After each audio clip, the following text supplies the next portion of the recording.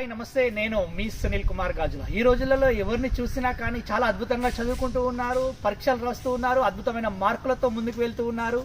కానీ పరీక్షలే జీవితమా, మార్కులే జీవితమా అనుకుంటున్న క్రమంలో మార్కులు జీవితంతో పాటుగా జీవితంలో పెట్టే పరీక్షలను నెగ్గే ప్రయత్నం చేస్తూ ఉన్నారా అని ఒక్కసారి ఆలోచించే ప్రయత్నం చేస్తూ ఉన్నామా? ఈరోజు ఎవరైనా నిన్ను విమర్శించినప్పుడు ఆ విమర్శను నువ్వు ఎలా తీసుకుంటున్నావు?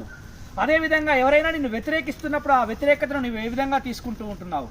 నీ దగ్గర ఒక అధికారం ఉంటే ఆ అధికారాన్ని నువ్వు ఎలా ఉపయోగించే ప్రయత్నం చేస్తూ ఉన్నావు? నీకేమైనా కోపం వచ్చే ప్రయత్నం జరుగుతూ ఉన్నప్పుడు, నీ చుట్టుపక్కల ఎటువంటి సంఘటనలు జరుగుతూ ఉన్నప్పుడు ఆ కోపాన్ని నువ్వు ఎలా నియంత్రించుకోగలుగుతున్నావు అనే దానిపైనే కదా నీ యొక్క జీవితం ఆధారపడుతూ ఉంటుంది.